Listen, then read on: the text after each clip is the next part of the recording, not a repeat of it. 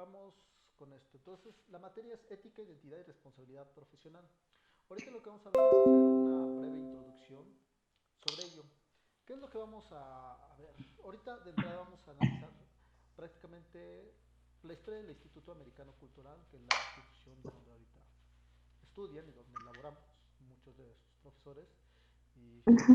Entonces, a ver, vamos a dar un breve repaso de lo que es la historia, pero antes de ver la historia, ¿alguien me puede decir si conoce exactamente cómo surge la institución o de dónde viene todo este modelo? No, No, no tengo ni idea. no, ¿Los demás? no. ¿No? ¿Nadie? Digo, si no, no se preocupen, ¿no? Porque luego pasa muchos que entran a distintas instituciones no saben ni de dónde Decían que surge. era un panteón, ¿no? Vale.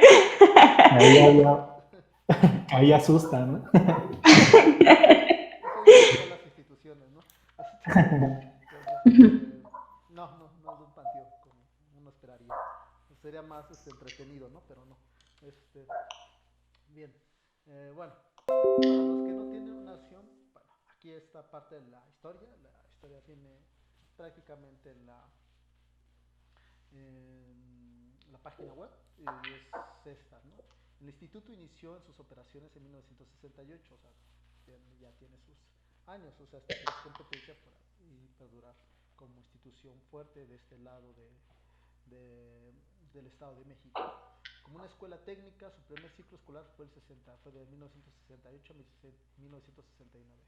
Como capacitadora de técnicos perforistas, previo técnico en computación. Posteriormente se constituyó como institución comercial técnico americano como secretario en español para señoritas con primaria bilingüe con secundaria terminada. Esto es interesante porque prácticamente el Instituto Americano inicia siendo de estas instituciones que en ese tiempo el modelo por parte del gobierno de aquellas instancias promovían el desarrollo de técnicos. De hecho, durante ese tiempo surgen los famosos CONALEP y los CETIS, no, los CECITEM, que son estos colegios técnicos para que prácticamente se den las nuevas,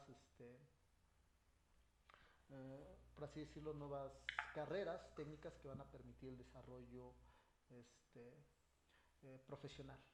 Entonces, con este aliciente surge esta institución. Bajo esa primera instancia podemos ver que uno de los primeros ejes del cual parte esta institución es la primaria y sobre todo de corte bilingüe. Ustedes sabrán que la institución en un principio, bueno, si es que no saben, era un colegio solamente para puras mujeres. No era un colegio como ahora lo conocemos, precisamente en el cual pudieran, un colegio mixto en el cual pudieran asistir hombres y mujeres. Dice, aproximadamente entre 1970 y 1971 inicia la secundaria femenina en el domicilio conocido como Campus A, ubicado en Vía Morelos, número 35, Colonia San José, Jajalpa, en el municipio de Catepec, Estado de México, con una matrícula aproximada de 150 alumnos. En 1980 aproximadamente inicia la preparatoria incorporada a la UNAM exclusivamente con matrícula femenina. En otras palabras, se tenía la institución, por así decirlo, solamente la planta primaria, secundaria, y cuando se inicia eh, por así decirlo, proceso a la etapa preparatoria, se necesita un permiso por parte de la Secretaría de Educación Pública y por parte de la Universidad Nacional Autónoma de México para poder llevar el mismo plan de estudios. Es así como se incorpora por primera instancia el Instituto Americano dentro de el programa que lleva la misma UNAM. Bien, a nivel preparatorio, claro. En 2007 se incorpora el doctor Rubén Ángel Manríquez Sulza a ver, permíteme, creo que alguien me llama, o sea, a Manríquez Salas a la dirección general y decide incorporar el nivel de preescolar y primaria completa y hacer mixta toda la matrícula, por lo que el crecimiento de la matrícula fue exponencialmente durante los últimos años, creciendo en los últimos 5 en un 70%, en un 700%. Esto es interesante porque hay que señalar que de este lado del Estado de México van a empezar a surgir instituciones de corte femenino y instituciones también muy cercanas a la salesiana. Ahorita voy a explicar un poco sobre esa cuestión a nivel general. Actualmente el instituto cuenta con 3 domicilios, todos en el municipio de Catepec. El primero, ubicado en Avenida Insurgentes, número 5, Colonia Catepec, Centro, con una matrícula de 331 alumnos en niveles de maternal y primaria. El segundo, en Vía Morelos, número 35, Colonia San José Jarjalpan, con una matrícula de 1079 alumnos en niveles de primaria y secundaria. El tercer domicilio, bueno, era el tercer domicilio en Avenida Insurgentes número 2, en la Catepec Center, con una matrícula de 589 alumnos, niveles preparatoria y universidad, para una matrícula de 1999 alumnos, siendo estos últimos niveles los que se encuentran en actual crecimiento. Cabe señalar que, como sabrán ustedes, este estos últimos dos cuatrimestres se dejó ese plantel y pues ya actualmente ya se tiene el nuevo plantel que está cerca ahí de donde estaba el antiguo plantel este, Campus CEN. Entonces va a tener este plantel, de hecho va a ser un poco más grande este nuevo plantel, dicen. Con el actual número de alumnos, el instituto se ha consolidado desde hace 7 años como la escuela particular con mayor número de matrícula en el municipio de Catepec, el más poblado del país. En efecto, el Estado de México y particularmente Ecatepec, Nezahualcóyotl y Coacalco son 3 de los municipios con mayor índice de población en el Estado de México. Les decía, y quería hacer un paréntesis, que gran parte de las instituciones que surgen del Estado de México, particularmente aquí en Ecatepec, y que también van a llegar a la zona de Coacalco y llegar hasta extenderse hasta la zona de Naucalpa, van a ser instituciones muy cercanas y a un corte religioso. Eso lo voy a señalar. Por ejemplo, si ustedes conocen la Universidad del Valle de México, antes Universidad Hispanoamericana, era una escuela salesiana. Entonces era de corte religioso. Lucerna tenía en algún momento esta categoría. De hecho, en la Universidad Hispanoamericana tenía ahí su capilla. Más adelante van a surgir instituciones del mismo corte. De hecho, ya llegando a Coacalco está el colegio, sí, no recuerdo si es el colegio Agustino o es estoy casi seguro que sí es colegio Agustino o escuela Agustina, pero es algo de los agustinos. Es un colegio, estoy casi seguro, agustino. Entonces, es un corte jesuita también. Eh, Conforme vamos a extendernos a la zona más adelante de Coacalco y toda esa región, vamos a ver instituciones que se van a acercar a Naucalpan y a Cuautitlán Izcalli, en la cual todavía va a estar más dotado de instituciones religiosas como el Instituto del Lago, que es una escuela meramente católica, fundada por dominicos. Entonces vamos que esta región va a tener ese aliciente de corte religioso y vinculado a esta formación y doctrina de esa índole. Sin embargo, con las modificaciones que van a pasar a lo largo del tiempo, pues van a surgir nuevas modificaciones a su estructura institucional, al punto de que, por ejemplo, la UVM, la Universidad Hispanoamericana, va a vender sus instalaciones a la UVM. En ese momento se separa totalmente esta educación este, mm, prácticamente de corte religioso para fomentar ahora sí una educación, por así decirlo, más laica y menos arraigado en esos principios o valores de los cuales derivaba gran parte de su formación. Bien, ahora sí, vamos a continuar con cuáles son como los ejes centrales de esta de la formación que tiene o de los ejes que tiene el Instituto Americano. Bien, a ver, vamos a ver. Parte de los, entonces, vamos con esto. Dice, ética y valores institucionales, Instituto Americano Cultural. Misión, formar intelectual, cultural, tecnológicamente y socialmente a la juventud mexicana, infundiendo valores éticos y morales para su desarrollo integral y crecimiento humano. Visión, ser una institución educativa en mejora continua con altos estándares de calidad y servicio, que forme excelentes individuos reconocidos por sus principios, valores, conocimientos y, valga la redundancia, principios. Bien. Continuando con esto, después, ¿cuáles son los objetivos de dicha institución? Ser la mejor institución educativa de México, con un alto nivel educativo, académico y ético-moral, formar individuos que participen activamente en nuestro crecimiento integral de nuestra nación, sobrepasar las expectativas de nuestros educados y padres de familia a través de conocimientos, valores y culturas adquiridos en la institución. Contar con personal académico y administrativo altamente capacitado que promueva los valores y los principios de la institución por medio de ejemplo. Promover en cada uno de los integrantes de la institución, así como respeto y cultura hacia el medio ambiente, a su entorno familiar y social para ser mejores ciudadanos y seres humanos eh, dentro de la sociedad. Esa es prácticamente parte de lo que serían los principios de los cuales eh, se cimienta esta,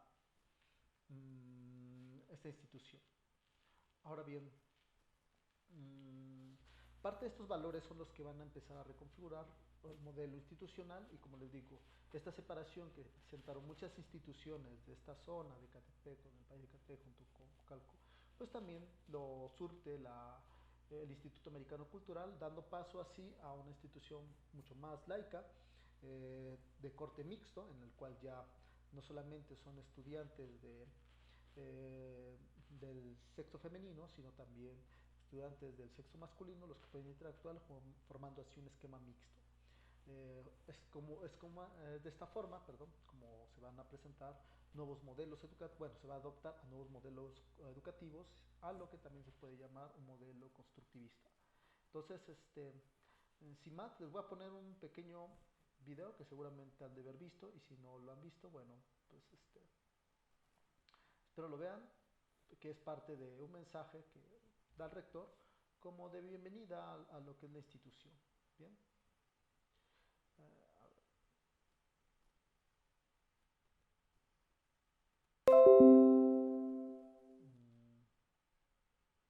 A ver, voy a iniciar.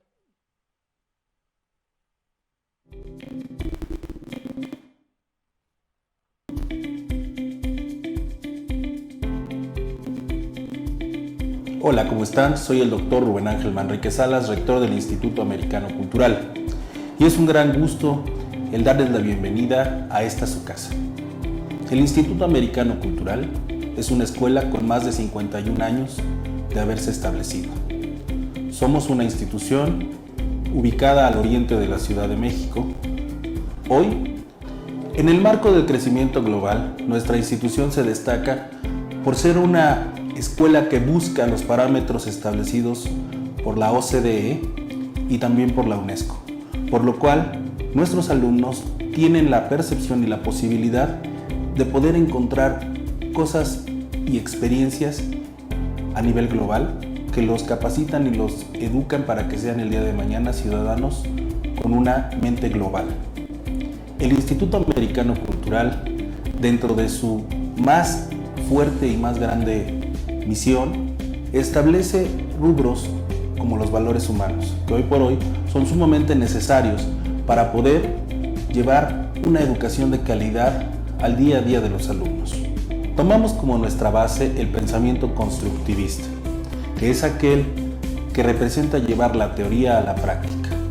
Todas nuestras aulas están equipadas con tecnología de primer nivel que nos lleva a tener una expansión en nuestros alumnos para una visualización gráfica y auditiva y un contenido multimedia óptimo para poder entender el mundo en su entorno de una forma mucho más amable, mucho más directa, mucho más gráfica y visual.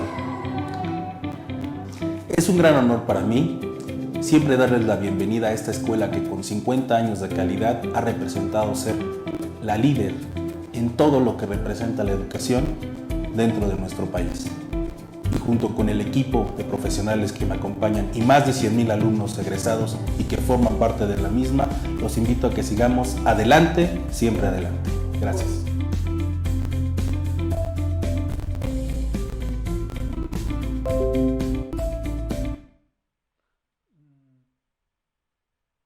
Bien, una vez dicho lo que dice el rector, pues pasamos a lo que es el trasfondo de qué es esto o qué es todo este modelo que promueve la institución, y no solamente la institución, sino las grandes empresas, ¿no?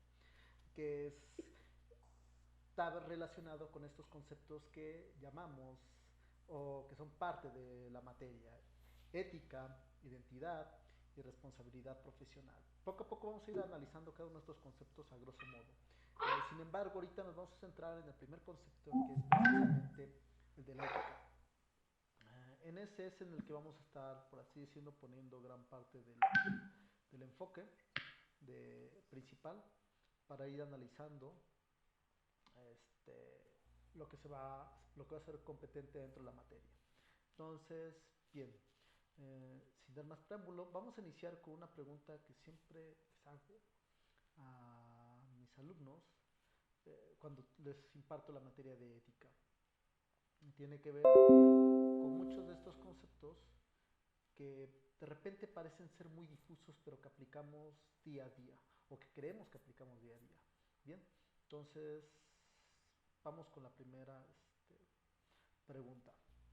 La primera pregunta es: ¿qué es la ética? Ojo, no les estoy preguntando qué significa la ética, sino qué es en sí mismo la ética. Y ahorita pasamos a la segunda pregunta. Con esta pregunta me gustaría que me dijeran qué entienden por ética. Por ejemplo, creo que Daniela tiene ahí que activar su micrófono.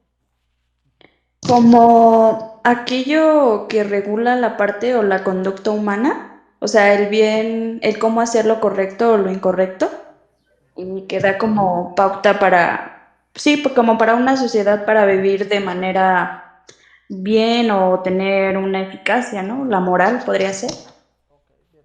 Vamos a ir escuchando. Muy buena definición. ¿Quién más da a quien quiera aportar más al respecto? ¿Nadie? ¿Ariel? Pues estoy de acuerdo con mi compañero. Sería como todo aquel persona o bueno, el acto de distinguir lo bueno de lo malo y de lo que te puede llegar a beneficiar o no. No lo sé, algo así. Ok, los demás.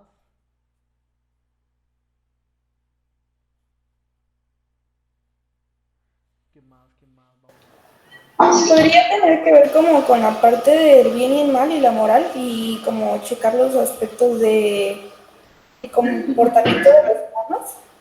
Del comportamiento, ok. Bien. Yo siento que es la parte como que te define como persona, tanto moral como profesionalmente. O sea, no va enfocado a un solo, como a una sola parte de tu persona. Bien.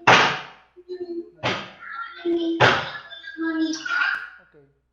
Vamos con estas respuestas bastante las vamos a ir analizando. Después vamos con la siguiente pregunta: ¿por qué será importante la ética? De los que no han participado, ¿por qué consideran que sería importante la ética? Por ejemplo, Brenda Ortega, ¿qué dirías? Pues siento que es importante porque es como que la parte a lo mejor que, como valores o la parte a lo mejor que de nuestra conciencia que nos permite saber qué es el bien y el mal. Entonces, si no hay como que ética, entonces siento que sería como un caos, ¿no? Ok, sin ética habría un caos. ¿Quién más? Podría ser también como las normas que rigen a una sociedad.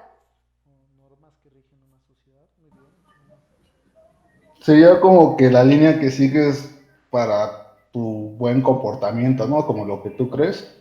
Ok, líneas que sigues. ¿Alguien más para continuar? Yo creo que es importante porque te define como la persona que eres, ¿no? Y de ahí puede desprender como muchas cosas, entonces podría ser como la base también para una persona del cómo poder avanzar y como hace rato lo comenté, ¿no? Es lo que también ayuda como en cómo te vas a regular en una sociedad, ¿no? Bien, con eso basta. Vamos ahora a ver qué hay detrás de todo esto que de repente suele ser un tanto difuso. Y lo digo con esa aliciente de que suele ser un tanto difuso porque aparentemente sabemos para qué sirve o cuál es la función de la ética o qué finalidad tiene esta disciplina. Bien. Analizando un poco las respuestas, me llama la atención cuando, por ejemplo, la primera respuesta que dan, ¿no? Dicen, aquello que regula la parte de la conducta humana, de lo que es correcto e incorrecto. Pero fíjense cómo, cómo se abrió esta opinión. Aquello. ¿Qué es eso aquello? O sea, es aquello, es ese algo que nos ayuda a entender la conducta. Después dice, es el acto que nos permite distinguir lo bueno de lo malo. El acto. O sea, ¿qué acto? ¿Qué tipo de acciones? ¿Qué es en sí mismo un acto? Y después, y recordando lo que decía después de que termina esta definición, dice su compañero, no lo sé. O sea, en efecto, no, o sea, tiene una noción, una idea, pero el decir no lo sé deja un esquema vacío, ¿no? Pues el bien y el mal y la moral que están relacionados con el comportamiento. Ahorita vamos a entrar en el tema de la moral, pero ¿qué es el bien y qué es el mal? O sea, nosotros tenemos esa figurita a lo mejor de un tanto caricaturesca de aquí está la conciencia mala y la conciencia buena de demonio y el angelito, como para distinguir lo bueno de lo malo, pero ¿qué es en sí mismo el bien y el mal? Por último, dentro de esta dice, define la moral profesionalmente de las personas y de cada uno de nosotros. O sea, es aquello, o sea, parece que esta disciplina nos ayuda a definir la moral, pero ¿qué tipo de moral? ¿Qué es en sí misma la moral? Ahorita vamos a ir avanzando poco a poco. Y profesionalmente, ¿cómo sé que estoy actuando profesionalmente y no de manera inadecuada? Ahora bien, ¿por qué es importante? Era la segunda pregunta. Dicen, ¿por qué la parte de los valores relacionados con esta que nos ayudan a tener conciencia y evitar un caos? En otras palabras, entonces, asociamos con que el caos es un sinónimo de lo incorrecto, de lo malo. Y por lo tanto, una vez que tenemos ciertos valores, somos conscientes de ellos. Pero volvemos a estar en terreno pantanoso. ¿Cuáles son los valores correctos? ¿A qué tipo de conciencia nos estamos refiriendo? O sea, entiéndase a lo mejor conciencia, o quiero entender aquí conciencia como una especie de reflexión, de un autoconocimiento hacia sí mismo. Después dicen, son las normas que rigen a una sociedad. Esto es mucho más cercano al concepto de moral, ¿no? Vamos a ver por qué. Pero, en efecto, parece que hay normas que nos dictan y que tenemos que respetar para poder vivir de manera tranquila y de manera justa. Posteriormente dice, son las líneas que sigues para el comportamiento, líneas. Quiero entender como una especie de reglas o patrones a seguir. Después dice, te define como la persona que eres y eso te permite avanzar. O sea, te define. Esto tiene que ver con otro de los conceptos que viene dentro de la materia, que es el de identidad, y sobre todo con esto de avanzar. O sea, entonces la ética es importante porque nos permite el progreso, nos permite, si no el progreso, por lo menos ir avanzando y no quedarnos atrás. Son una serie de presupuestos interesantes o de elementos teóricos, bueno, o ideas que se tienen sobre la ética. Sin embargo, si se dan cuenta, es algo que resulta un tanto difuso, un tanto confuso al momento de querer describirla como tal, cuál es su función. Lamentablemente siempre se ha visto a la ética como una especie de disciplina secundaria en la cual los fundamentos de esta se ven solamente de manera teórica. Regularmente decimos, es que no es ético lo que tú estás haciendo, es falto de ética la forma en que estás actuando. En el ejercicio profesional vamos a ver mucho este tipo de elementos que, pese a las circunstancias, parece que hoy en día tienen más relevancia debido a un tema recurrente que está relacionado con los derechos humanos. Pero eso lo vamos a ver más adelante. Bien. Continuando con la con la presentación. Vamos a ver entonces cuál sería la diferencia entre ética y moral. Pero antes de entrar con ética y moral, ahora sí, ¿alguien me podría decir cuál es la diferencia entre la ética y la moral?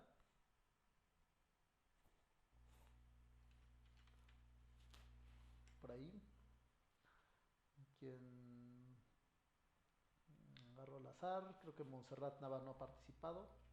Montserrat Nava, ¿cuál crees que sea la diferencia entre ética y moral? Montserrat, profesor llamándola a Montserrat. Ajá. ¿No? Bien. Creo que ya.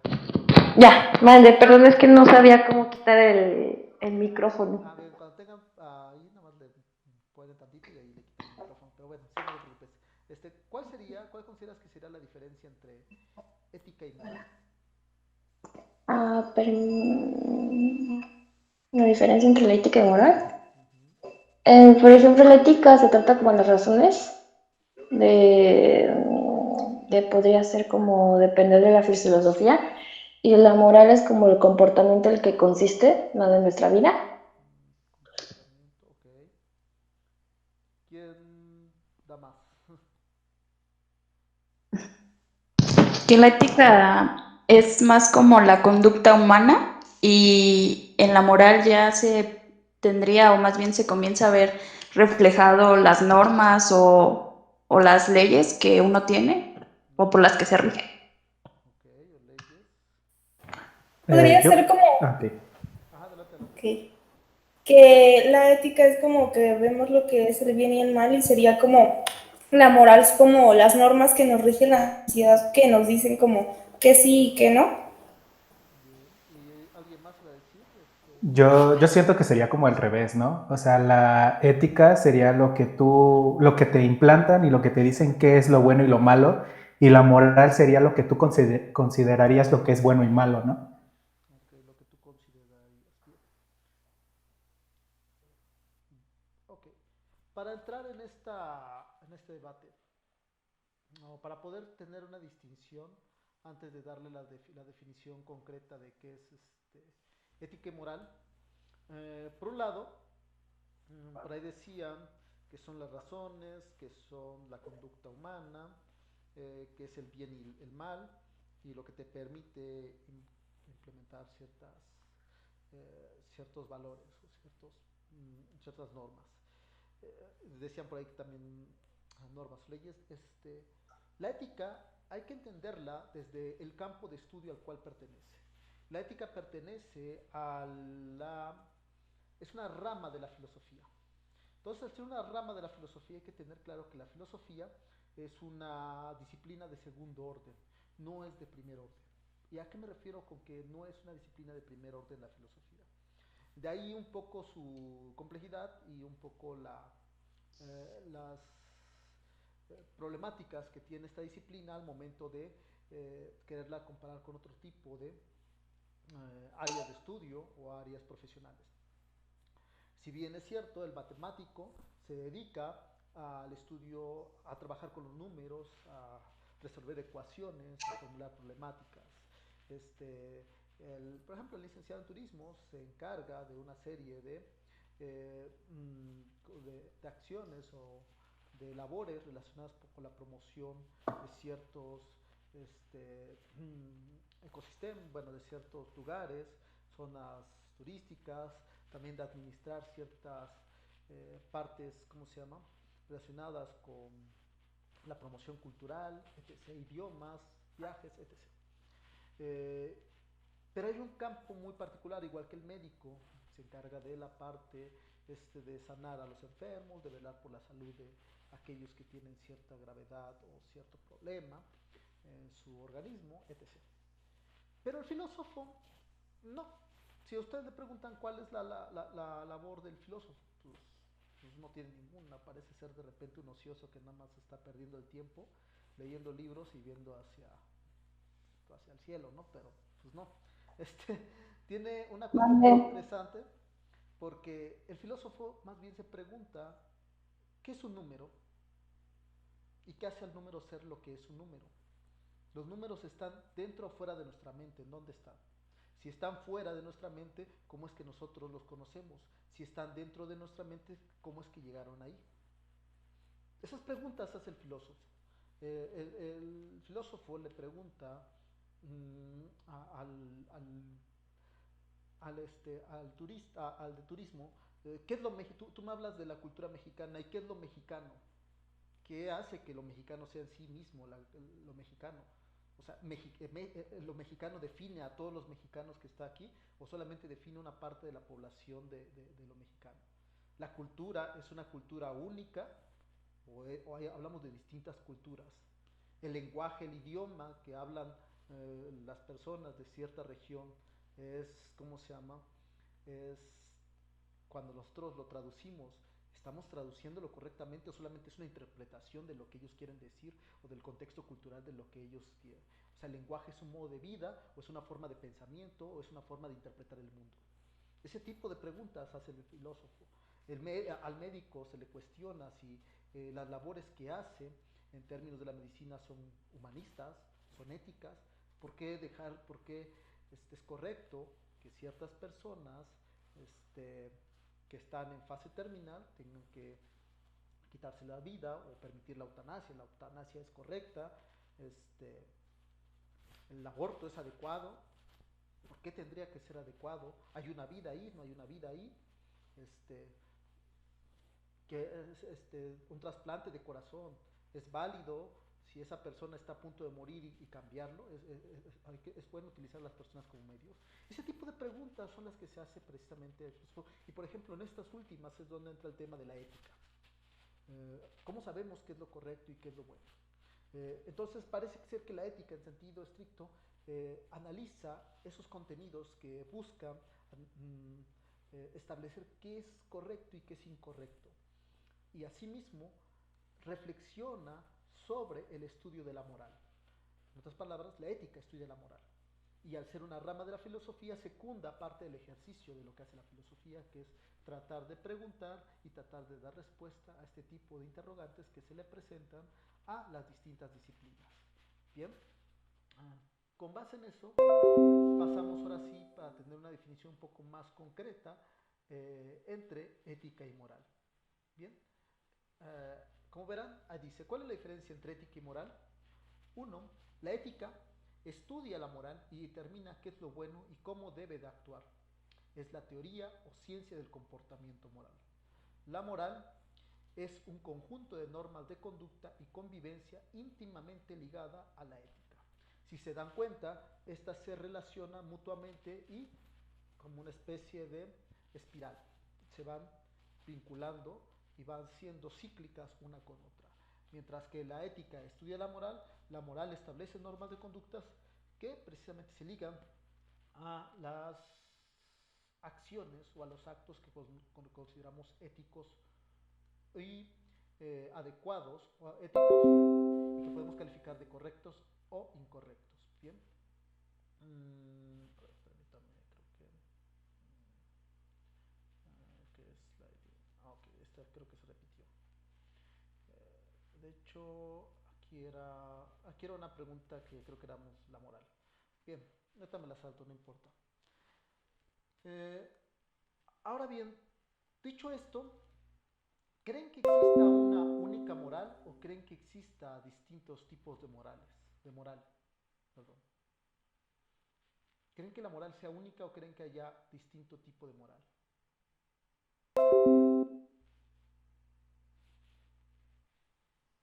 Yo creo que existen diferentes tipos, pero no solamente, bueno, no específicamente porque estén como definidas, sino que cada persona conforme a su propia moral que tiene. Okay. Cada persona tiene su propia moral. ¿Quién más opina igual que su compañera o opina de una manera distinta sobre la moral? Yo también pienso que hay como distintos tipos de morales, que pues igual depende como en el área que te encuentren, como usted dice, como los doctores tienen como un tipo, igual depende igual como de cada sociedad o cada profesión tiene como su tipo de moral. Bien. ¿Alguien más más? Esto es interesante, ahorita vamos a analizarlo con detalles. ¿Qué más dice? ¿Cree que la moral es individual o puede ser compartida o es colectiva?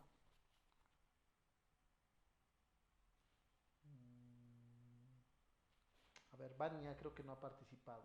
Vamos, Vania, dinos, ¿qué opinas al respecto?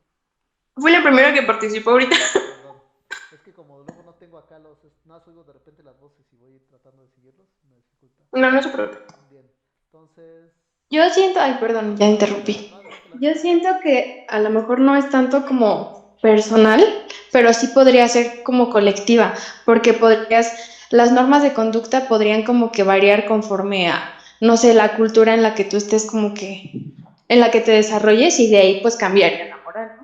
Ujú, bien.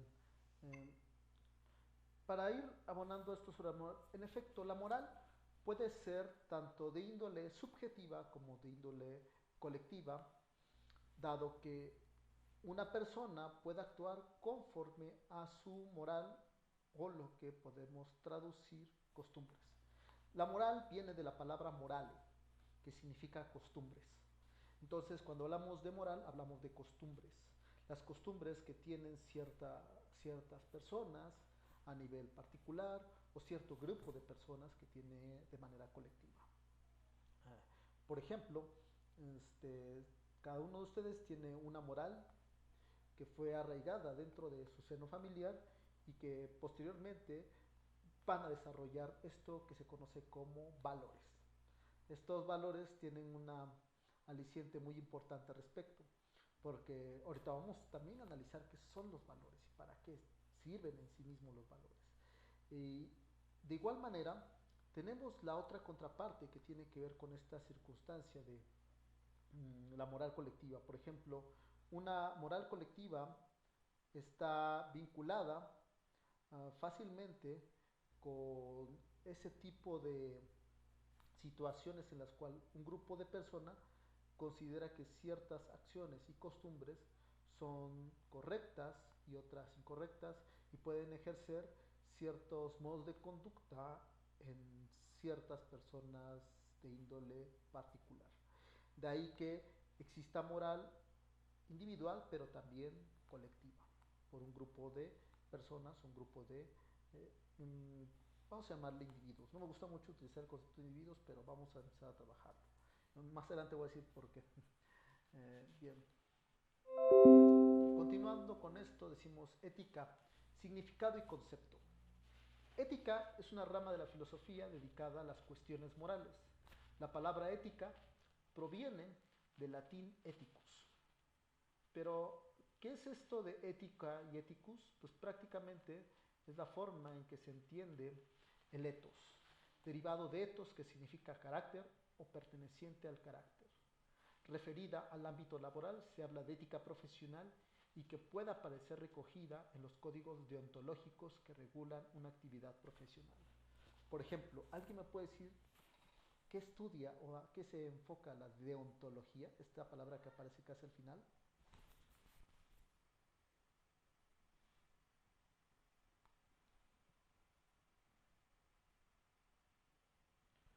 Ahí vamos a agarrar al azar, a ver. Ariel Maldonado, creo que no. ¿Qué? O alguien, si no tiene idea, díganlo, no tengo ni la más remota idea de qué es la deontología. También se vale. No, pues No, pues no tengo la no. idea. También eso se vale, digo, no, para aquí, para eso estar aquí, para, si no No, saben, pero no. No No, tenemos pues idea, pero bueno, precisamente la deontología tiene que ver con esos principios que ejercen los profesionistas o relacionado a las profesiones, las formas adecuadas en que debe de actuar un profesionista de X o Y disciplina. Alguien que tiene un código deontológico puede poner en disputa y entran en juego precisamente lo que dice la objeción de conciencia. No sé si hayan escuchado en algún momento esto que se llama objeción de conciencia. Es más común escucharlos en algunos, por así decirlos, casos médicos. En algunos casos médicos, la objeción de conciencia es algo que prima y que está relacionado con los códigos deontológicos que puede tener alguien que ejerce esta labor de la salud enfocada al campo de la medicina. Les voy a poner un ejemplo.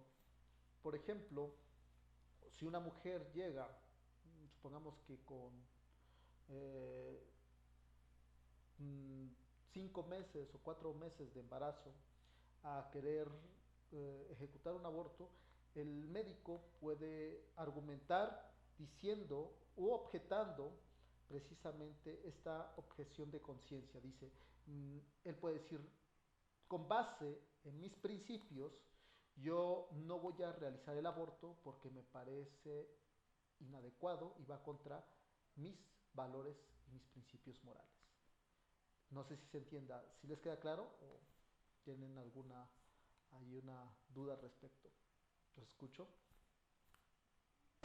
No, profe, todo claro.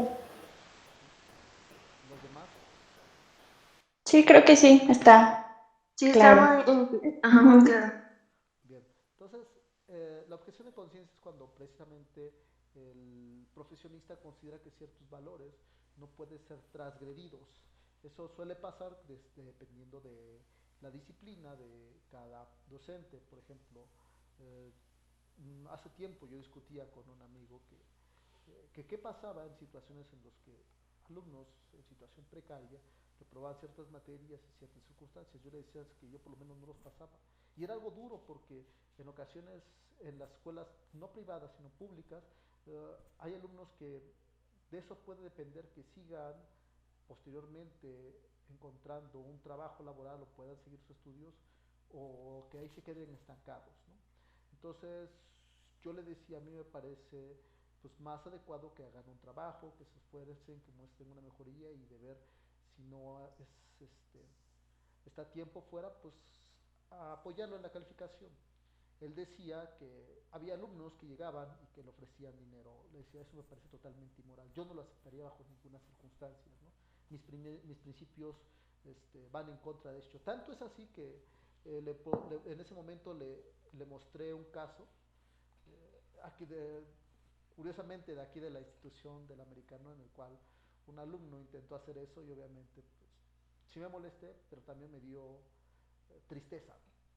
Ver a un alumno que de repente se intenta sobornarte, te genera una especie de tristeza, pues no sé, de lástima, ¿no? O sea, por parte como profesor. Yo personalmente es lo que yo percibí desde mi punto de vista. Entonces me parecía algo inadecuado.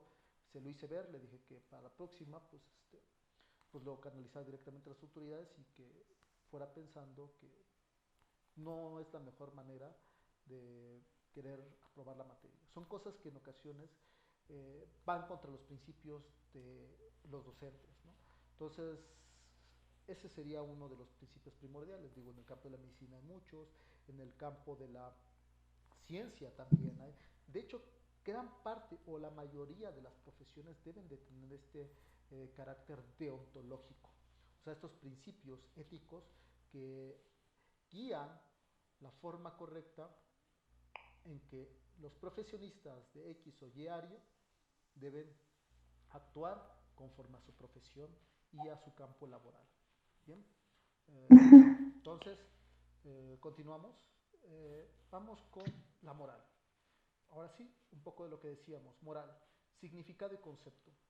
La moral es un conjunto de normas, valores y creencias existentes y aceptadas en una sociedad que sirven de modelo de conducta y valoración para establecer lo que está bien o está mal. Como materia de estudio se centra en el análisis a distintos niveles, filosófico y cultural, entre otros, de conceptos como el bien y el mal, relativos a la conducta del ser humano dentro de la sociedad. Moral es también un estado de ánimo de una persona o un grupo de personas.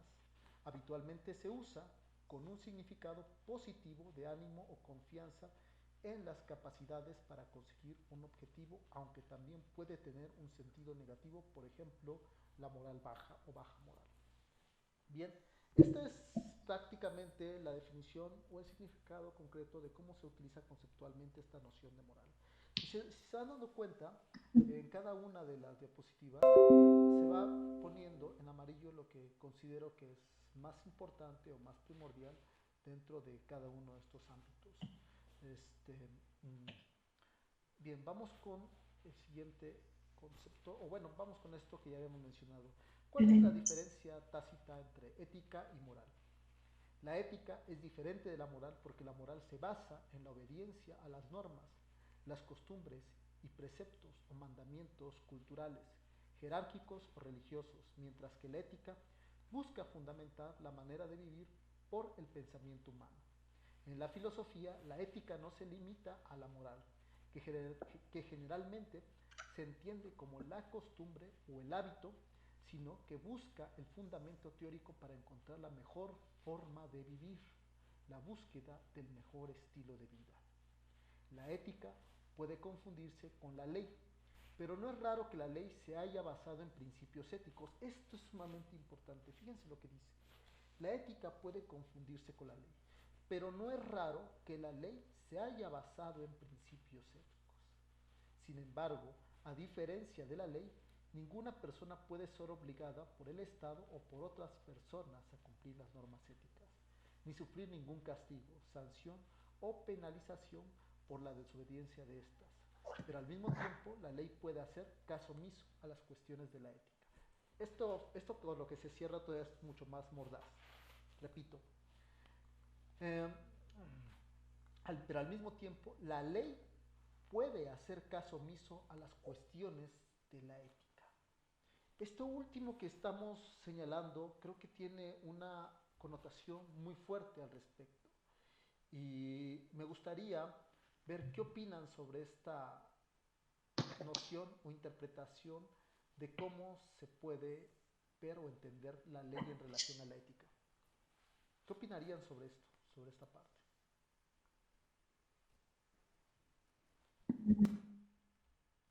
Ay, perdón, creo que silencié a alguien. Este, ¿No? ¿Nadie?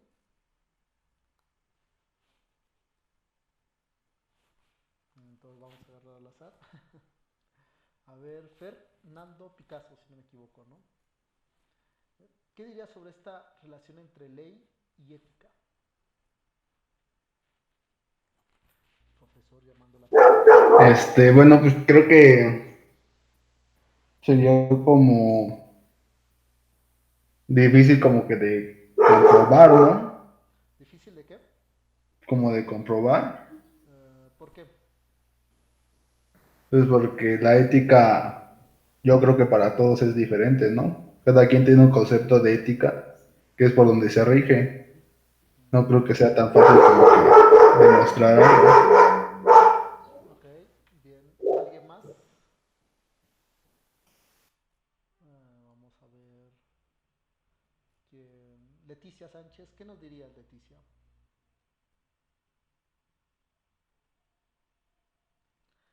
Leticia, profesor,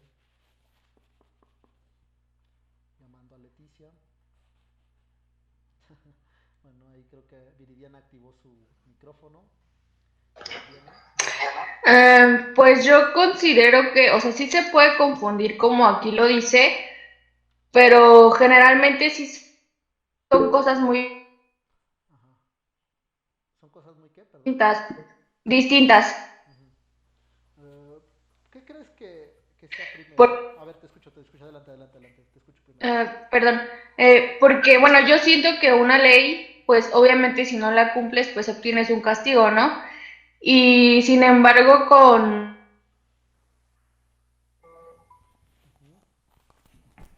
personalmente, la ética que a lo mejor te inculcan desde casa, a lo mejor si tú no tienes o no compartes la ética similar a otra persona, no obtienes un consecuencia de la ley. Bien, ok. Yo tengo una. Ven, adelante, te escuchamos. Pues yo podría decirse que, o sea, no es como lo mismo, porque a final de cuentas no todo lo que tiene que ver con ética podría ser como algo en contra de la ley. Y a lo mejor voy a poner un ejemplo, ¿no? O sea, mentirle a alguien sería, o sea, mentirle a alguien de una manera así muy fea sería algo no ético y no es algo, ¿sabe? O sea, yo sentiría que no es lo mismo, pero sí hay como una barrera que ellos siguen, ¿no? O sea, a final de cuentas, si tú en algún momento mientes en alguna parte muy fundamental, pues ya podrías rebasar esa parte de la ley, ¿no? O sea, a lo mejor lo podría manejar así. Bien, creo que ahí Daniela prendió su micrófono.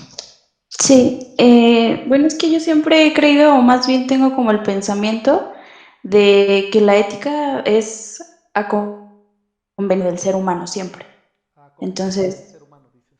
ajá, por ahorita lo que mencionaba mi compañero, ¿no? Entonces, para mí es más en esa parte y siento que va como, no se puede a lo mejor hasta relacionar con la parte de la ley, porque si la ética es como más el pensamiento humano, la conciencia propia del ser humano, la ley ya es algo que te están obligando a hacer o algo que tienes que cumplir. Entonces, por ahí yo siento que no podría tener como esa relación, ¿no? Ese Bien, es vital. ok, bien. Les voy a decir algo que dice Thoreau. Eh, Thoreau fue sí, un político, un personaje muy interesante, y él tiene un texto titulado o enfocado a algo que él llama la desobediencia civil. En este texto, él plantea lo siguiente. Dice, o si una ley dictada por el Estado o una norma, sobre todo una ley, porque son las leyes las que se establecen por parte del Estado y Constitución, una ley que está escrita en la Constitución de los Estados Unidos de Norteamérica, atenta contra la dignidad de otra persona, estoy obligado a desobedecerla, dice. Fíjense lo que está diciendo. Si una ley atenta contra la dignidad de otra persona, estoy obligado a desobedecerla.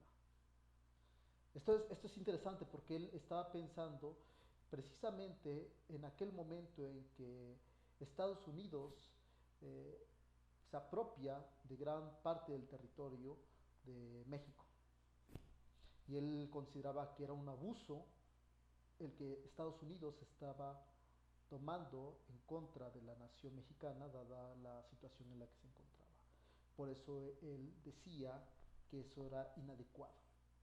Él no estaba dispuesto a aceptar una ley que atentara contra la dignidad de los hombres. ¿Qué pensarían sobre esa forma de pensar?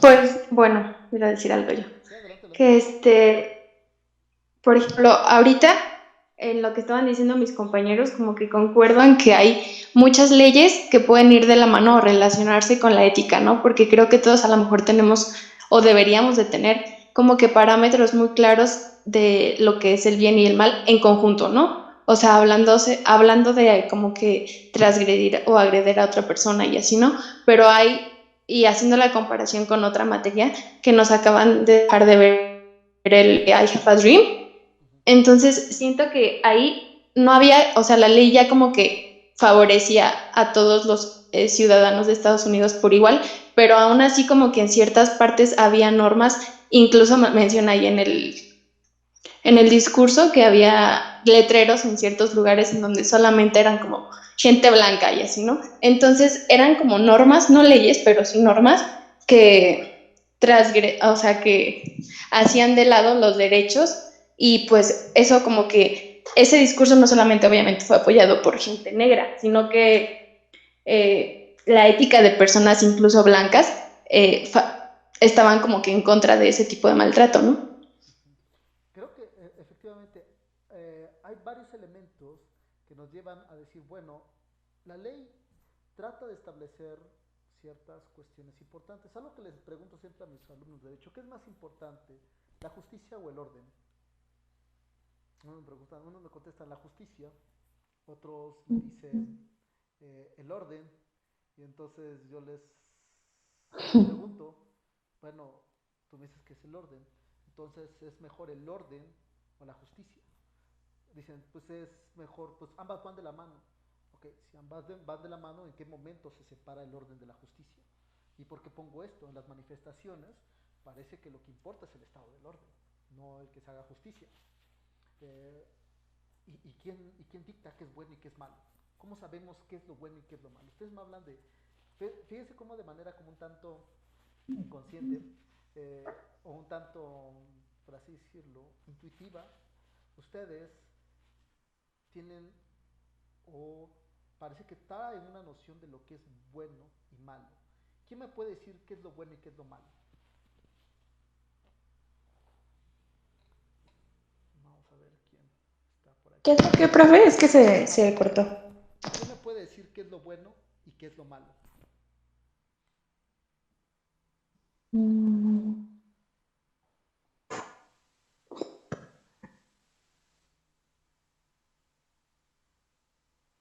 Es ¿Alguien? que, bueno, yo considero que eso depende de la percepción de cada uno, porque para lo mejor lo que a mí es bueno o me hace sentir bien, para otra persona no lo va a hacer. Y mi concepto de maldad, a lo mejor otra persona no lo ve tan grave como yo lo veo. Mm, Bien, bien, bien. Entonces, fíjense, una pregunta tan simple, dices, bueno, toda la percepción es subjetiva, respecto de cada quien. Entonces, si eso es relativo, entonces todo es válido. Decía Nietzsche que si no existe una moral, si Dios, por ahí dicen que si no existe una moral, entonces todo está permitido. Si no existe parámetros éticos, no moral, si no existen parámetros éticos que nos establezcan qué es incorrecto o qué es correcto, entonces todo está permitido. Y si todo está permitido, entonces ¿por qué siempre decimos que una acción es incorrecta respecto de otra? Porque no sería más bien la parte de qué acción es incorrecta o no, a tal grado de cómo afectas a tus demás compañeros o a la gente que tienes alrededor. O sea, yo siempre he creído que sí, o sea, que existe la parte del bien y el mal, pero también es qué tanto estás afectando al otro, ¿no? O sea, en qué forma, pues sí, lo puedes llegar a molestar. O sea, creo que ahí es donde entra esa parte. Mi compañera decía, para mí puede ser y para ti no. Y está bien, o sea, es muy respetable, ¿no? Porque a lo mejor todos tenemos ideas diferentes, pero yo siempre he creído que es eso, que donde tú no llegues a afectar a los demás, ahí todavía se puede medir como una parte buena. Bien, les voy a poner, les voy a poner un ejemplo que tiene que ver con un tipo de ética muy interesante. Supongamos lo siguiente, no sé si alguno de ustedes llegó a leer la guía de asignación de recursos del gobierno federal que había establecido para los casos de COVID-19. Algo que llamaba la atención de esa guía de asignación de recursos era precisamente que se supone que había ciertos criterios que había que seguir para atender a ciertos pacientes con cierto grado de gravedad. Por un lado, se decía que si se tenía dos pacientes, uno joven y uno más,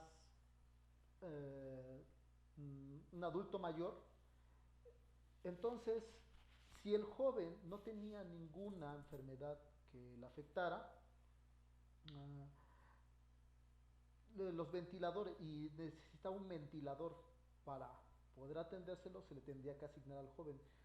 Y si el viejo o el anciano o el adulto mayor tenía una enfermedad, pues lo correcto era dársela. Pero si el joven era, tenía sobrepeso, tenía 39 años, bueno, un joven, ya casi un adulto ya, un adulto, tenía 39 años y aparte de que tenía sobrepeso, tenía un mal cardíaco y además sufría de diabetes y el adulto mayor tenía 80 años y no padecía ninguna enfermedad, entonces eh, ¿creen que se le seguiría entregando al adulto mayor? Pues la guía de asignación de recursos decía que no, que se le tenía que entregar al adulto mayor y ya no al joven. Bien, ¿Qué opinarían al respecto sobre esta decisión? Pues es que ahí ya no entra como más la parte de la moral, sino a la conveniencia del gobierno, ¿no? Una persona de 38 años, creo que dijo, este, te va a producir otros años más o va a generar economía para tu país. Y tal vez la persona que ya está retirada, que vive pensionada, no genera la misma economía. Entonces, yo siento que en esa parte ellos ya no tocan tanto la moral, sino lo que es más conveniente en cuestión de política. O sea que tú estarías de acuerdo en que hay que eliminar a la gente que no es productiva y solamente dejar a la gente productiva. Sí, a la gente productiva. Sí, o sea, es que yo siento que lo ven más como en esa parte, ¿no? Pero también entra la situación de qué tal si el otro con el respirador aún así no se salva y el otro sí, ¿no? Entonces, o sea, yo en lo personal creo que sí es como el hecho de, ok, este va a seguir, digamos, produciendo y siento que es como la parte que lo ve, ¿no? O sea, ahorita por la situación que se vive y todo, lo que va a surgir después o las consecuencias es que la economía se va a tener que reactivar de alguna otra forma y tienen que buscar cómo. Entonces, una de las bases importantes, pues es gente que aún puede seguir produciendo. ¿Y si ese adulto mayor fuera un familiar tuyo? Yo tengo algo. Ya me Pues, imaginé, ya me pues imaginé. igual, o sea, porque, bueno, yo lo veo en la parte o sea, mi hermana está en los hospitales, Ujú. entonces mi hermana siempre nos pone eso, ¿no? Aunque digan, no, pues es que es nuestro abuelo, no Ajá. puedes hacer nada, o sea, hay como entra como la parte de, ya, o sea, se terminó y hasta aquí ya no puedes como avanzar, o sea, por más que sea tu mamá, tu papá, tu abuelito, o sea, Ok, acabó. ya me ahorita me Pero ahí es cuando ya se encuentran las diferencias en lo que tú consideras ético y moral, ¿no? ¿No crees? O sea, porque, por ejemplo, utiliza Daniela, mi compañera, utiliza la de, pues, me quedo con la persona que me va a producir, ¿no? Ese es tu pensamiento y esa es la moralidad que tú tienes al respecto de una persona que no conoces, ¿no? O que realmente no sabes quién es. Pero cuando usted le dice, pero es un familiar tuyo, ya es tu moral ya cambia y ya es otra definición de lo que tú pues estás pensando, ¿no? A lo mejor como que la mejor decisión, pues creo que nunca hay una mejor decisión para ese tipo de casos, bien, porque al final de cuentas vas a perder. Entonces, ok, bien. Pero espere.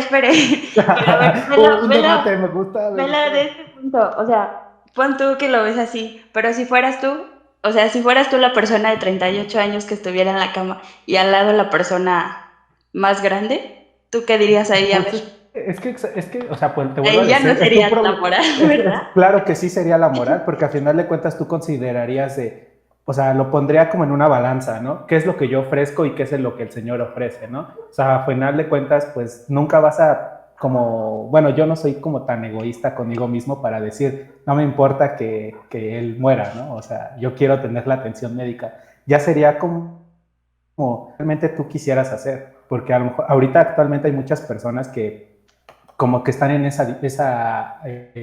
¿cómo se le puede llamar? Disyuntiva. Pues en esa decisión, ajá, exacto, o sea, están como que tomando ese tipo de decisiones que realmente ya no es lo que ellos realmente quieran o no, o sea, sino es lo que realmente qué es lo bueno, ¿no? O qué es lo que ellos consideran bueno y qué es lo que ellos, o sea, creen que va a estar mal. Entonces, no sé, o sea, es un tema muy difícil de abordar porque al final de cuentas creo que, como Es vuelvo a decir, que la moral es diferente en cada persona, ¿no? Ajá, o sea, es que, ajá, a eso vuelvo. O sea, la moral siempre es a lo que le conviene a uno, porque a lo mejor dices, no, sí, pues pobre viejito, y todos decimos, pobres viejitos, ¿no? Hay que ayudarlos. Pero realmente cuando te ves en las situaciones y que lo vives en carne propia, dices, pues, ¿qué hago, no? O sea, es decir, como la supervivencia del más fuerte, ¿no? Por ejemplo, en este caso, ¿Tú ¿no? creerías, ajá, Entonces, bien, para ir un poco amalgamando esto que ustedes han estado debatiendo? Durante el siglo XVIII, un personaje llamado Immanuel Kant va a decir lo siguiente: obra de tal manera que tu máxima se convierta en una ley o tenga pretensiones de ser una ley universal. ¿Qué quiere decir esto? Que tus acciones que tú realices deban de ser dignas de ser repetidas. La posición que tú solías, que su compañera solía poner sobre la mesa es algo que se le conoce como utilitarismo. Y algunos relacionan el utilitarismo ético con el egoísmo o con tratar de salvar la mayor cantidad de vidas a costa de una minoría. Kant es alguien que va a poner los fundamentos de la deontología y va a decir no, eso es éticamente inadecuado o incorrecto. Y la única forma en que nos debemos de guiar es por medio de la razón. Por eso para Kant, y aquí es algo muy interesante, para Kant, mentir es malo, véasele por donde se le vea, aún las mentiras piadosas o las mentiras que tienen una finalidad buena. Mentir por sí mismo es malo. Y la pregunta que siempre hacía Kant, ¿a ustedes les gustaría que les mintieran? ¿Les gusta que les digan mentiras? Pues no, creo que a nadie. Pues le gusta. no, Nadie, ¿quién le va a yo creo. gustar? A nadie. Eso es lo que decía Kant, dice, la razón nos dice que no estamos que las mentiras son adecuadas. Y por muy buenas intenciones que tengan las mentiras, y qué bueno que tengan buenas intenciones, pero lamentablemente no dejan de ser mentiras. O sea, al final de cuentas es una mentira, dice Kant. Entonces, para Kant, no importa que no sean, que sean mentiras que tengan una finalidad buena, o lo grave es mentir en sí mismo. Vamos a ver más adelante este tipo de corrientes éticas relacionadas con el utilitarismo, la deontología, el egoísmo. Está también algo que se conoce como el subjetivismo simple y el subjetivismo emotivista, que son dos corrientes de la ética que tratan de establecer ciertos principios sobre cómo se rigen o se guía la moral. Vamos con los valores, dice. Valores, significado y concepto. Los valores son aquellos principios, virtudes o cualidades que caracterizan a una persona, una acción o un objeto que se consideran típicamente positivos o de gran importancia por un grupo social. Los valores son aquellas cualidades que se destacan en cada individuo y que a su vez le impulsan a actuar de una u otra manera porque forman parte de sus creencias, determinan sus conductas y expresan sus intereses y sentimientos. En este sentido, los valores definen los pensamientos de las personas y la manera en cómo desean vivir y compartir sus experiencias. Esa es parte de la noción en cómo podemos entender esta cuestión de los valores.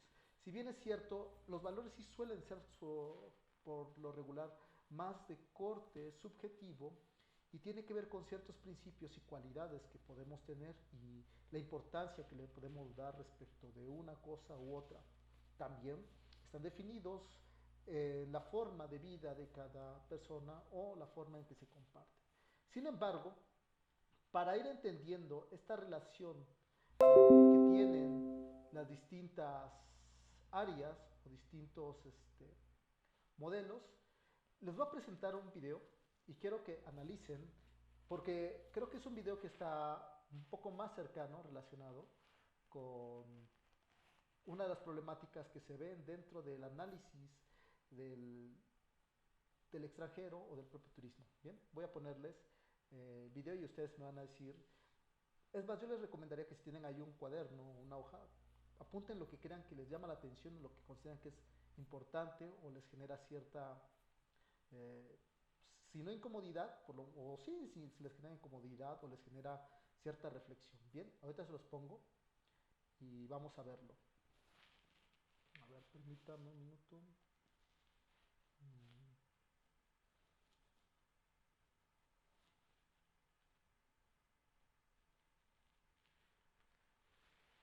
A ver, ya.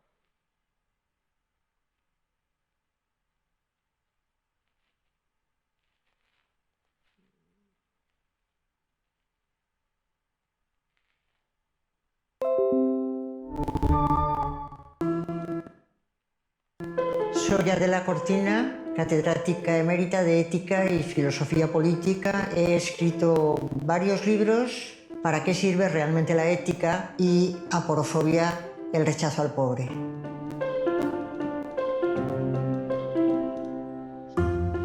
Me gustaría que explicaras un poco qué es la aporofobia y cuál es su contenido, ¿no?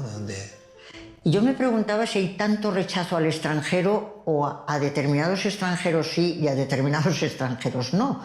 Porque cuando vienen los turistas, pues sacamos en los periódicos con mucho entusiasmo, han venido 81 millones de turistas este año.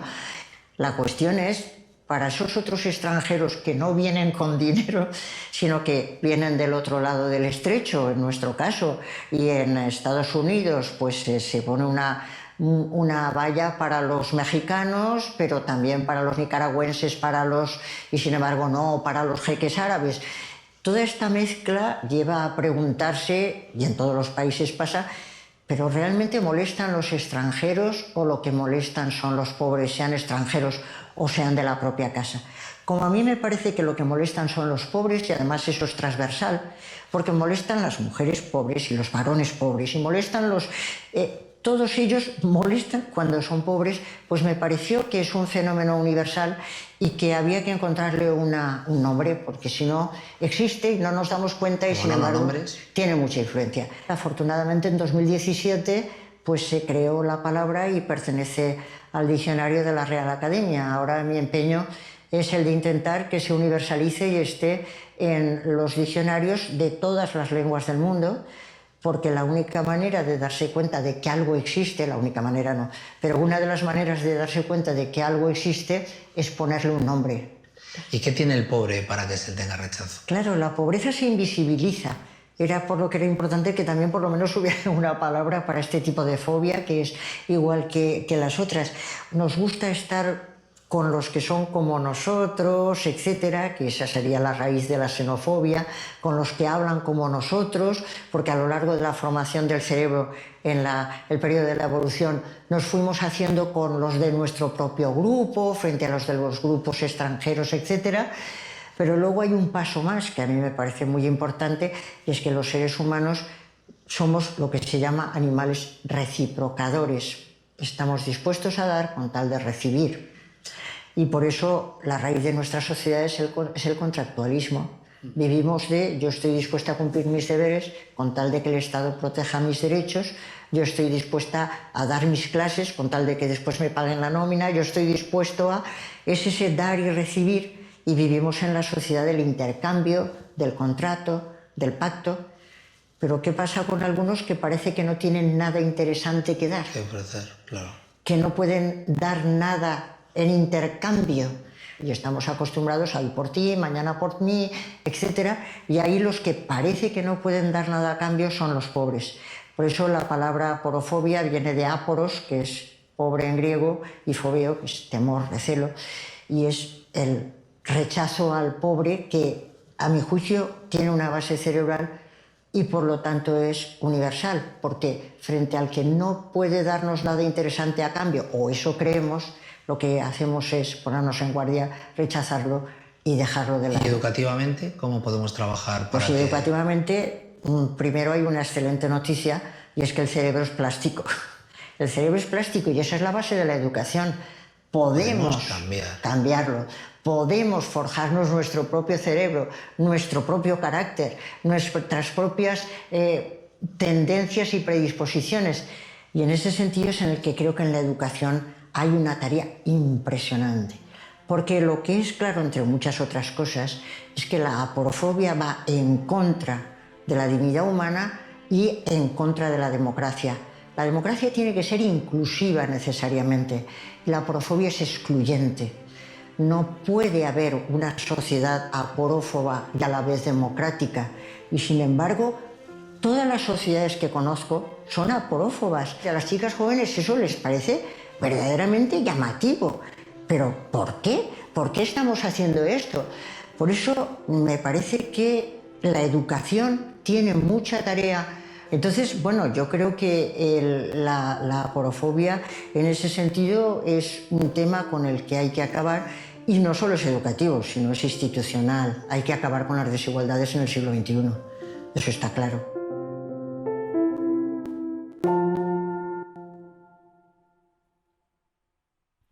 ¿Qué opinan al respecto de esto que acabamos de ver?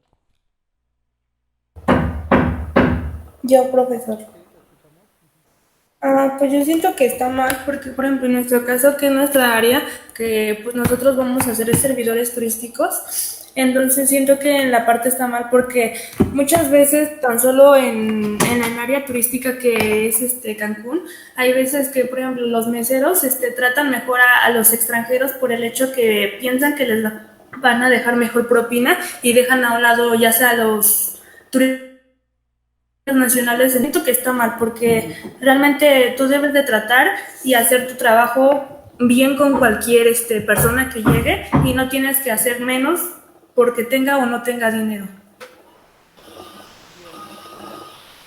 ¿alguien más? Acá, compañera. Yo, profe, ¿puedo hablar? Sí, adelante, adelante.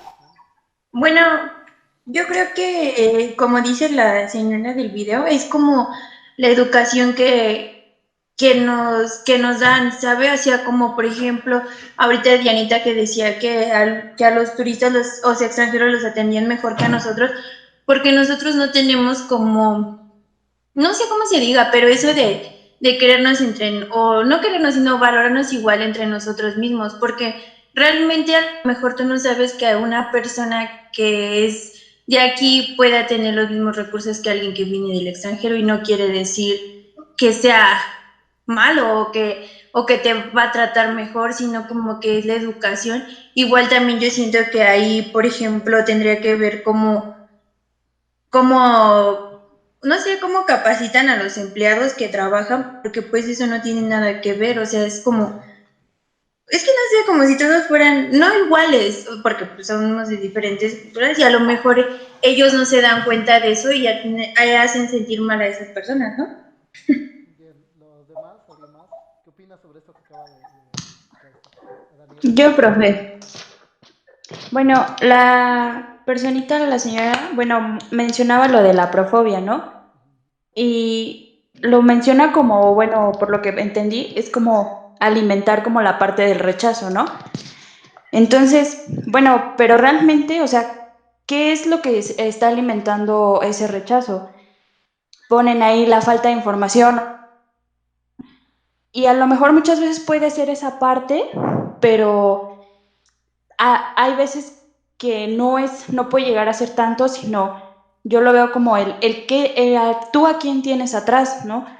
La mayoría de las empresas que están de hotelería o así son personas que vienen del extranjero, una convicción o unos parámetros en la parte de negocios, ¿no?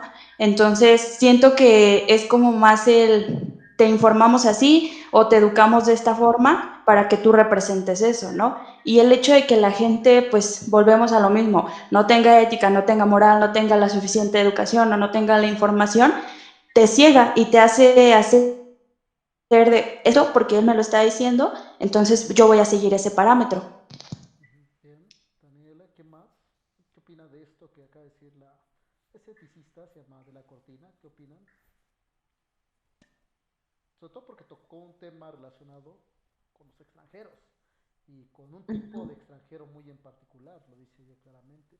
No es el extranjero en sí mismo lo que parece que incomoda, sino el extranjero que es pobre, ¿no? Exacto. ¿Los demás qué dirían?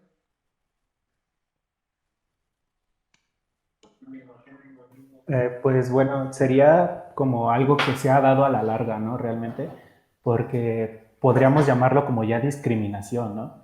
A final de cuentas, pues como dice mi compañera Dianita, no nada más en nuestro país, creo que en muchos países, incluso nosotros siendo turistas, somos discriminados, ¿no? Porque pues un turista mexicano que va a Europa, pues no se le va a tratar como uno mejor que es de Estados Unidos y que normalmente ellos piensan que tienen mejor economía que nosotros. Entonces, a final de cuentas, es algo que ya mundialmente ya está implícito en su mente, ¿no? De los demás países, ¿no? Todos tenemos como la primera perspectiva de cómo es un mexicano, cómo es un francés, cómo es un estadounidense, ¿no? Entonces, creo que sería más que nada eso. Depende, porque que en Francia quiere mucho a los mexicanos en vez de a los norteamericanos. Ajá, sí, sí, sí. Prefieren que hables español a que hables inglés y no lo sabes, ¿no? Cuando llegue a ir a Francia lo checaré. Sí, no, Lo averiguaremos. Un día voy a hacer un experimento de eso, pero muchas gracias por ejemplo, apoyar. en España a los mexicanos no se les ve mal porque regularmente se les asocia como turistas o gente que entra y sale o que va a hacer una preparación allá. Pero si va un argentino, al argentino sí se les ve mal porque son migrantes que van en busca de trabajo, ¿no? También hay que analizar todas estas cuestiones. Tú dices, ¿eres mexicano? Ah, pásale comida. Ah, mi vecino, conocí un mexicano y son súper amables contigo, pero llega a ir un argentino y los malos ojos sí se le van, ¿no? Porque los asocian como migrantes que les están robando el empleo igual que los senegalí, o sea, la parte de África cercana. Entonces, sí parece que sí tiene una repercusión esto que dice esta de la cortina. Pero para poner un contexto un poco más cercano al nuestro, y aquí sí voy a hablar de una cuestión que a lo mejor últimamente salí, con esto voy a cerrar parte de esta primera de esta primera clase, tiene que ver con la cuestión de el tráfico, por ejemplo, el turismo enfocado hacia la trata de personas. No sé si se la hayan escuchado en algún momento durante la carrera. Sí. Ajá. Por ejemplo, ¿quién ha escuchado al respecto de ello? ¿Y quién dijo sí? Y a ver qué nos puede decir al respecto.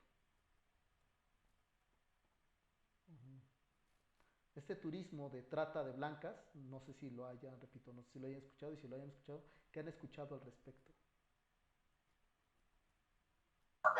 Bueno, yo había hace algún tiempo una noticia donde hablaba que en Bali, ahora es como el lugar turístico en el mundo donde hay más bueno, así como lugares de prostitución y cosas así, y vi que igual ahí lo que hacían era es que no, bueno, no me acuerdo bien, pero creo que era como que juntaban a un grupo de personas para darles un tour o algo así, y ahí ya las engañaban o les hacían cosas, o él mismo ahí, o incluso los turistas contrataban esos servicios en ese lugar de mismas personas que eran extranjeras o que eran de ahí.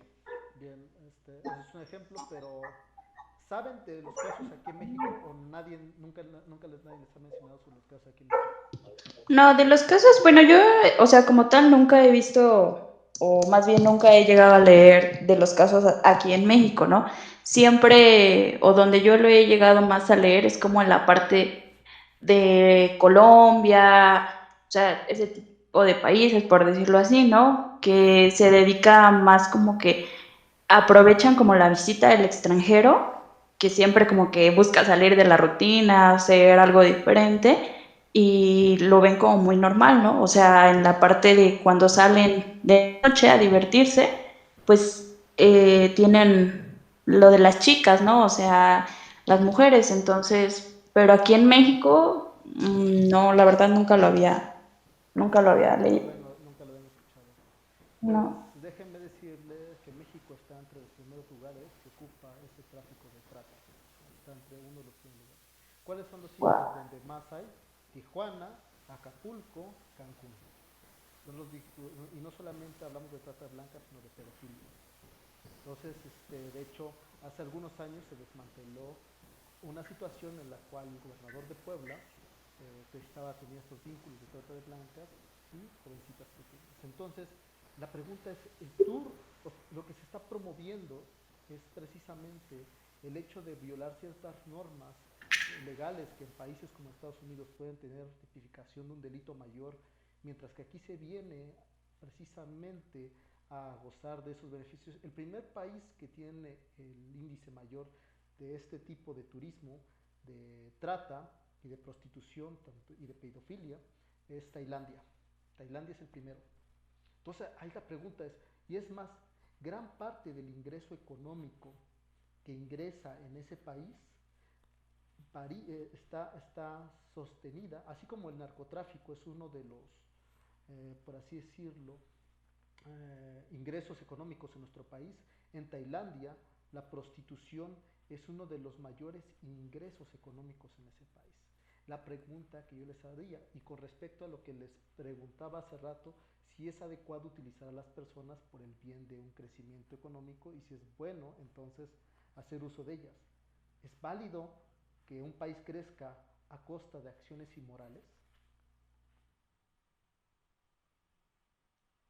¿Estarían de acuerdo en que un país deba de crecer a través de actos ilícitos? ¿Qué opinan? Pues es que, bueno, yo siento que sí es, o sea, a lo mejor no está bien porque toda la gente dice que está mal, pero al final de cuentas ese país de eso vive, ¿no?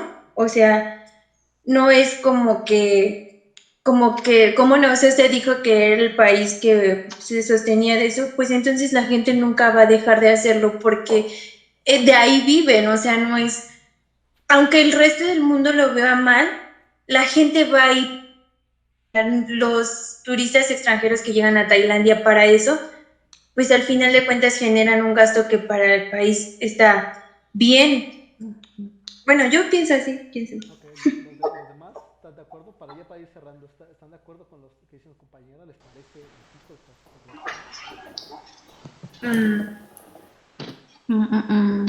no me parece ético, porque también estaba viendo que no nada más es la parte en Tailandia lo de la trata de blancas, sino también que muchos turistas son engañados luego en bares o así y los terminan drogando y les terminan quitando sus órganos y también es una parte importante de su economía, pero siento que no está bien a costa del daño de otras personas. Ok, ¿quién más? ¿Qué opinan? Pues es que realmente, si es como en esa parte, pues nada es correcto, por decirlo así, ¿no? O todo lo que hacen para crecer no es correcto. Pero, ¿qué pasa aquí? O yo creo que ya debe de entrar como la parte de una regulación, ¿no? O sea, puede ser correcto hasta cierto punto no, porque es como dice mi compañera Leti, aunque la gente lo vea mal o los demás, pues es un ingreso para ellos y ellos lo van a seguir haciendo, entonces, o sea, creo, sí, está mal, pero pues no lo van a ver de diferente forma. Bien, ¿alguien más? Es que yo también estoy de acuerdo con lo que dicen mis compañeras, porque al final de cuentas, o sea, creo que todos sabemos de que está mal, ¿no? O sea, todos sabemos de que no va a cambiar de que la gente piense de otra forma, ¿no? En ese caso tendríamos a mitad de Colombia en la cárcel, ¿no? Entonces es algo real, es realmente, y lo es que no lo van a dejar de hacer porque es su único ingreso, es una de sus únicas entradas, ¿no? Entonces, es malo, pero a final de cuentas la gente no lo va a ver así. Bien, si no hay nadie más que quiera opinar, voy a ir cerrando los demás. Ajá. Leticia. Bueno, es que, no sé, pero yo pienso que a lo mejor como dice Ariel, para todo el mundo está mal y para ellos no, ¿sabe? O sea, como que, entonces, ¿por qué los turistas extranjeros van ahí si creyeran que está mal? O sea, no tendría como razón el cual ir, porque no es como que vayan y digan, oh, voy a visitar Tailandia o otro país porque está bien bonito, sino porque ya saben a qué van, o sea, la gente no, o Voy a ir bueno, a yo, buscar una mujer. ajá, exacto, y suena feo, pero es la verdad. O sea, voy a ir a pasármela bien, pero con ese fin, no a lo mejor no a visitar o no a conocer, pero ya saben a qué van. Para cerrar, imagínense que esa persona, porque muchas de estas personas, de estas mujeres, lamentablemente, han sido secuestradas desde pequeñas. ¿Qué pasaría si fuera una de sus hijas, uno de sus hijos, un hermano o un familiar suyo? Parece que entonces la secuestra es un poco más abrumadora. Ese es el punto al que quiero llegar. El punto es que a lo mejor visto a distancia, la ética, podemos decir, sí, el país vive de eso, pues está bien. Pero si es que eso es el resultado del tráfico de un pariente, de un familiar o de un conocido, pues creo que ya no nos resulta tan agradable, ¿o sí? O sea, no, pero bueno, obviamente yo si fuera mi hermana o alguien así diría, pues no manches, o sea, pues, ¿qué le pasa? Está muy mal. Ok, Pero, Que no es correcto. o sea, pero también no creo que, o sea, muchas veces pasa como por ejemplo aquí, cuando secuestran a una persona o algo así, o sea, a lo mejor tú lo denuncias, tú estás molesto, pero no puedes hacer algo contra una organización tan grande que lleva tantos años haciendo eso, ¿sí me entiende? O sea, a lo mejor puede ser triste y doloroso y no, pues no se lo desearía a nadie, ¿no? Pero no, o sea, bueno, creo yo que si ni siquiera el propio gobierno te ayuda en eso, entonces ¿tú qué podrías hacer? bien. Con este tipo de circunstancias es lo que vamos a ir trabajando. Eh, en efecto, uno pensaría que no se puede hacer, pero créanme que se puede hacer mucho de ello. Voy a tratar de, para ir cerrando, ahorita dejamos hasta aquí la clase, para ir cerrando la clase, eh, déjenles digo, estoy probablemente, probablemente estoy ahorita gestionando el hecho de que voy a tratar si se puede con esta Mariana Ruénes. Mariana Ruénes es una amiga mía. Ella tiene una asociación civil que se llama Sin Trata, donde trabaja estos temas a detalles y la experiencia que ella tiene es realmente increíble. Porque te da otra perspectiva precisamente sobre esto que dices, sobre todo cuando se habla de Tlaxcala, que es uno de los lugares donde más es, y qué tanto se puede hacer y qué tanto no se puede hacer al respecto. Es interesante. Vamos a ir viendo este tipo de dilemas éticos que realmente son los que creo que son importantes verlos, porque tarde o temprano, si alguno de ustedes llega a trabajar en esas zonas, llámese Cancún, Acapulco o Baja California, Tijuana, se darán cuenta de toda una especie de mecanismos que pueden ser operativos y cómo también se pueden ser eludidos. Habrá que analizar con detalles eso. Pero también estoy gestionando ahorita el hecho de que este, de una ponencia, una plática, un, el dueño de una asociación civil que se llama Raciel Rivas, él es gestor cultural del Istmo de Tehuantepec, y él presentó unas obras de Toledo y unas obras y la relación que tiene la política, el arte y eh, la cultura local de Oaxaca en el extranjero, cómo esto puede tener un alcance. Entonces estoy gestionando para que él les pueda impartir una charla a ustedes y a los que se quieran sumar, y también auspiciado por parte de la dirección, sobre todo enfocado más hacia ustedes el sector de turismo. Entonces estoy en eso, estoy trabajando con él para ver si lo puede dar el 8 en la hora que nos toca clase, para que ustedes puedan tomar y ver la experiencia que él tiene, ¿no? Como gestor cultural y cómo es que llevó su obra a España, ¿no? Entonces, cosas de ese tipo estoy gestionando, pero por hoy dejamos hasta aquí la clase. ¿Les parece bien?